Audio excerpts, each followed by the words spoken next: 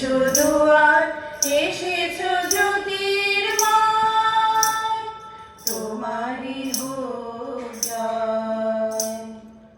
আজ দেখব সেই মানুষকে যে রক্তগরবীর নন্দিনীর আহ্বানে জেগে ওঠে, যে লেখনের পাতায় খুঁজে পায় জীবনের অর্থ, যে মানুষ অতীতের দিকে তাকিয়ে শুনতে পায় কবির অমর সম্ভাষণ। লেখন কাব্যের অনুকবিতাগুলি 1926 সালে কবিগুরু জার্মানি ও হাঙ্গেরি ভ্রমণকালে বিভিন্ন ভক্তদের অনুরোধে কখনো তাদের খাতা বা ডায়েরির পাতায়, কখনো হাত পাখায়, কখনো কোনো বইয়ের ওপর লিখে দিয়েছিলেন। এইগুলি সবই ইংরেজি ও বাংলাতেও লিখেছেন। আজকের যুগের আধুনিক জীবনের ব্যস্ততায় এই অনুকবিতা লেখার প্রচলন হয়েছে, তাই কবির 100 বছর আগের লেখা কবিতাগুলো আজও প্রাসঙ্গিক। তাই তো বলি, বিশ্বকবি ছিলেন ভবিষ্যৎ দ্রষ্টা। আমার লেখন ফুটে পথধারে ক্ষণিক কালের ফুলে, চলিতে চলিতে দেখে যারা তারে, চলিতে চলিতে ভুলে। পথের প্রান্তে আমার তীর্থ নয়, পথের দুধারে আছে মোর দেবালয়। আকাশে তো আমি রাখি নাই মোর উড়িবার ইতিহাস, তবু উড়েছিল এই মোর উল্লাস। আলো যবে ভালোবেসে মালা দেয় আধারের গলে, সৃষ্টি তারে বলে। 1924 সালে প্রবাসী পত্রিকায় রক্তকরবী নামে একটি রূপক ধর্মী নাটক প্রথম প্রকাশিত হয়েছিল, যা 1926 সালে প্রথম গ্রন্থাকারে প্রকাশিত হলো। কবিগুরু নাটকটির নামকরণে পরিবর্তন করেন বারবার। প্রথম লেখা হয়েছিল যক্ষপুরী নামে, পরে নাম রাখলেন নন্দিনী, এবং শেষ পর্যন্ত রক্তকরবী নামে সর্বসমক্ষে এলো। এই নাটকটির ভূমিকায় রবীন্দ্রনাথ লিখলেন, স্বর্ণলঙ্কার মতোই আমার পালার ঘটনাস্থলের একটা ডাকনাম আছে, তাকে বলে যক্ষপুরী। তার কারণ এই নয় যে সেখানে কুবেরের স্বর্ণ সিংহাসন রয়েছে, সেখানে যক্ষের ধন মাটির নিচে পোতা।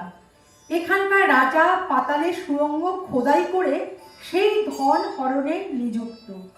নন্দিনী রাজাকে সেই যক্ষপুরী থেকে মুক্ত করতে চায়, যে রাজা সমস্ত মানুষের সুখ দুঃখ থেকে দূরে অত্যন্ত জটিল জালের আবরণে অদৃশ্য। নন্দিনী রঞ্জনের নর্মসখী, প্রাণ শক্তিতে পরিপূর্ণ। রাজা বোঝে রঞ্জন, কিশোর, অধ্যাপক, শ্রমিকরা, ফাগুলাল, বিশুপাগল, সর্দার সবাই নন্দিনীকে ভালোবাসে। তাই রাজাও হয়তো নন্দিনীর প্রতি কিছুটা দুর্বল। অদ্ভুত জটিল সেই জালে ঘা দেয় নন্দিনী। শুনতে পাচ্ছ? তুমি শুনতে পাচ্ছ? না, আমি শুনতে পাচ্ছি, কিন্তু বারে বারে ঢেকো না, আমার সময় নেই, একটুও না। আজ খুশিতে আমার মন ভরে আছে, সেই খুশি নিয়ে তোমার ঘরের মধ্যে যেতে চাই। না, ঘরের মধ্যে না, যা বলতে হয় বাইরে থেকে বলো। কুমুদ ফুলের মালা গেঁথে পদ্ম পাতায় ঢেকে এনেছি। নিজে পড়ো। আমাকে মানায় না, আমার মালা রক্ত গরবী। আমি পর্বতের চূড়ার মতো, শূন্যতাই আমার শোভা। ওই ওই দূর থেকে গান শুনতে পাচ্ছ? কিসের গান? পৌষের গান। ফসল পেকেছে, কাটতে হবে, তারই রাত। পাকা ফসলে মরি হায় হায় হায়, তোদের ডাক দিয়েছে আয় চলে আয় আয় আয়। হাওয়ার নেশায় উঠল মেতে দেখব ধরা ধানের খেতে, হাওয়ার নেশায় উঠল মেতে দেখব ধরা ধানের খেতে। রোদের সোনা ছড়িয়ে পড়ে মাটির আঁচলে মরি হায় হায় হায়, তোদের ডাক দিয়েছে আয় চলে আয় আয় আয়। মাঠের বাঁশি শুনে শুনে আকাশ খুশি হলো, ঘরেতে আজকে রবে গো, খোলো খোলো দুয়ার খোলো। তুমি বেরিয়ে এসো রাজা, তোমাকে মাঠে নিয়ে যাই। নন্দিনী চায় অন্ধকার ঘরে থাকা অহংকারী রাজাকে সকলের মাঝে নিয়ে এসে সকলের সমান করে তুলতে। রাজা অত্যাচারী হওয়া কাম্য নয়, বরং যদি সে সবার মাঝে সবার সাথে মিলতে পারে তবেই হয়ে উঠবে রাজার রাজা, সকলের প্রিয় পাত্র। নন্দিনী কেবল একজন নারী নয়, সে সকল জীবনের প্রতীক। সে হলো সেই সাহস যা মানুষকে মাথা তুলে দাঁড়াতে শেখায়। মানুষের সবচেয়ে বড় শক্তি তার সম্পদ নয়, তার হৃদয়।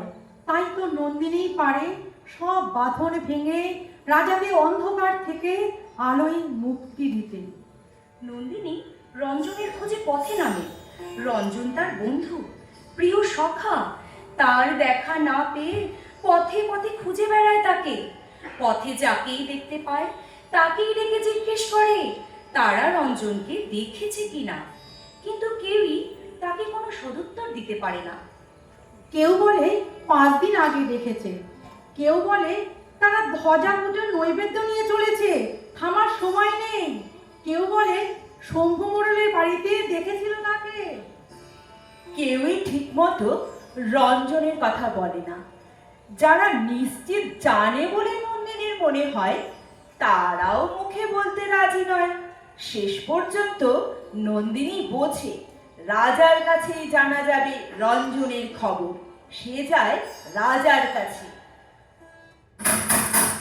শোনো, সময় হয়েছে, দরজা খোলো। ওহ, আবার এসেছো অসময়ে। এখনই যাও, যাও তুমি।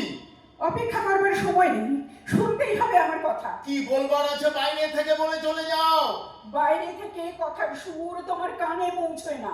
আজ ধ্বজা পূজা, আমার মন বিক্ষিপ্ত করো না, পূজার ব্যাঘাত হবে। যাও যাও যাও এখনই। আমার ভয়ে ঘুচে গেছে, অমন করে তাড়াতে পারবে না। মরি সেও ভালো, দরজা না খুলিয়ে নড়বো না। রঞ্জনকে চাও বুঝি? সর্দারকে বলে দিয়েছি, এখনই তাকে এনে দেবে। পুজোয় যাবার সময় দরজায় দাঁড়িয়ে থেকো না, বিপদ ঘটবে। দেবতার সময়ের অভাব নেই, পূজার জন্য যুগ যুগান্তর অপেক্ষা করতে পারেন। নন্দিনী, আমার কাছ থেকে তুমি প্রশ্রয় পেয়েছো, তাই ভয় করো না। আজ ভয় করতেই হবে। আমি চাই সবাইকে যেমন ভয় দেখিয়ে বেড়াও, আমাকেও তেমনি ভয় দেখাবে। তোমার প্রশ্রয়কে আমি ঘৃণা করি। ঘৃণা করো, স্পর্ধা চূর্ণ করবো তোমার। তোমাকে আমার পরিচয় দেবার সময় এসেছে। পরিচয়ের অপেক্ষাতেই আছি, খোলো দাও। ও কি, ও কে পড়ে? রঞ্জনের মতো দেখছি যেন। কি বললে? রঞ্জন? কখনই রঞ্জন নয়। গো, এই তো আমার রঞ্জন। ও কেন বললে না ওর নাম? ও কেন বললে না ওর নাম? কেন এমন স্পর্ধা করে এলো? জাগো রঞ্জন, জাগো, আমি এসেছি, তোমার সখী। রাজা, রাজা ও জাগে না কেন? ঠকিয়েছে, আমাকে ঠকিয়েছে এরা। সর্বনাশ, আমার নিজের জন তো আমাকে মানছে না। ডাক্তারা, সর্দারকে ডেকে আন, বেঁধে নিয়ে আয়। রাজা, রাজা রঞ্জনকে জাগিয়ে দাও। সবাই বলে তুমি জাদু জানো, ওকে জাগিয়ে দাও। আমি জমের জাদু শিখেছি, জাগাতে পারি না, জাগরণ ঘুচিয়ে নিতে পারি। তবে আমাকে ওই ঘুমে ঘুম পাড়াও, আমি সইতে পারছি না। আমি যৌবনকে মেরেছি, এতদিন ধরে সমস্ত শক্তি দিয়ে কেবল যৌবনকেই মেরেছি। মরা যৌবনের অভিশাপ আমাকে লেগেছে। রাজা, এইবার সময় হলো। কিসের সময়? আমার সমস্ত শক্তি দিয়ে তোমার সঙ্গে আমার লড়াই। আমার সঙ্গে লড়াই করবে তুমি? তোমাকে যে এই মুহূর্তেই মেরে ফেলতে পারি। তারপর থেকে মুহূর্তে মুহূর্তে আমার সেই মরা তোমাকে মারবে। আমার অস্ত্র নেই, আমার অস্ত্র মৃত্যু। তাহলে কাছে এসো, সাহস আছে আমাকে বিশ্বাস করতে? চলো চলো আমার সঙ্গে, আজ আমাকে তোমার সাথী করো নন্দিন। কোথায় যাব? আমার বিরুদ্ধে লড়াই করতে, কিন্তু আমারই হাতে হাত রেখে। বুঝতে পারছো না সেই লড়াই শুরু হয়েছে? এই আমার ধ্বজা, আমি ভেঙে ফেলি এর দ্বন্দ্ব, তুমি ছিঁড়ে ফেলো এর কেতন। আমারই হাতের মধ্যে তোমার হাত এসে আমাকে মারুক, সম্পূর্ণ মারুক, তাতেই হবে আমার মুক্তি। আমার মুক্তি আলোয় আলোয় এই আকাশে, আমার মুক্তি আলোয় আলোয়, আমার মুক্তি দুলায় দুলায় ঘাসে ঘাসে এই আকাশে, আমার মুক্তি আলোয় আলোয়, দেহ মনের সুদূর পারে দাঁড়িয়ে ফেলি আপনারে, গানের সুরে আমার মুক্তি ঊর্ধ্বে ভাসে এই আকাশে, আমার মুক্তি আলোয় আলোয়।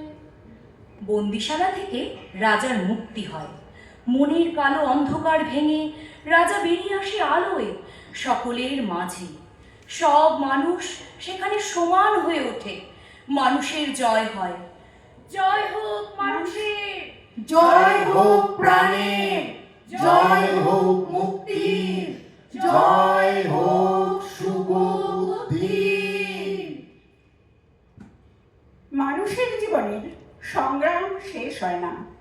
এক শতক থেকে আর এক শতকে মানুষ তার স্বপ্ন বহন করে। আজ কবি কথা বলেন ভবিষ্যতের মানুষের সাথে। দূরদ্রষ্টা কবি জানেন শতবর্ষ পরের কথা, তাই তো তিনি বলতে পারেন, আজি হতে 100 বর্ষ পরে কে তুমি পড়িছ বসি আমার কবিতা খানি কৌতূহল ভরে। আজি হতে 100 বর্ষ পরে, আজি নব বসন্তের প্রভাতের আনন্দের লেশমাত্র ভাগ। আজিকার কোন ফুল বিহঙ্গের কোন গান, আজিকার কোন রক্ত রাগ। অনুরাগে সিক্ত করি পারিব কি পাঠাইতে তোমাদের করে। আজি হতে 100 বর্ষ পরে, তবু তুমি একবার খুলিয়া দক্ষিণ দ্বার, বসি বাতায়নে সুদূর দিগন্তে চাহি, কল্পনায় অবগাহী ভেবে দেখো মনে। একদিন 100 বর্ষ আগে চঞ্চল পুলক রাশি কোন স্বর্গ হতে ভাসি, নিখিলের মর্মে আসি লাগে। নবীন ফাল্গুন দিন সকল বন্ধনহীন, উন্মত্ত অধীর উড়ায় চঞ্চল পাখা, পুষ্পরেণু গন্ধ মাখা দক্ষিণ সমীর। সহসা আসিয়া তরা রাঙায় দিয়েছে ধরা, যৌবনের রাগে তোমাদের 100 বর্ষ আগে। সেদিন উতলা প্রাণে হৃদয়ে মগন গানে, কবি এক জাগে কত কথা পুষ্প প্রায় বিকশি তুলিতে চায়, কত অনুরাগে একদিন 100 বর্ষ আগে। আজি হতেই 100 বর্ষ পরে, এখন করিছে গান সে কোন নূতন কবি তোমাদের ঘরে। আজিকার বসন্তের আনন্দ অভিবাদন পাঠায় দিলাম তার করে।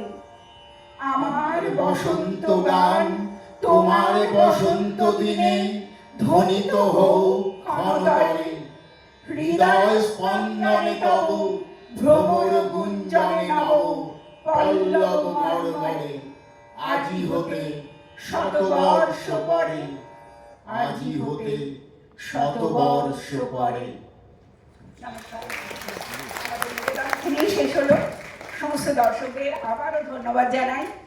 নাট্যরঙ্গের সকলকে আবারও আন্তরিক ধন্যবাদ জানিয়ে নমস্কার জানিয়ে আমাদের শেষ করছি। Disconnected.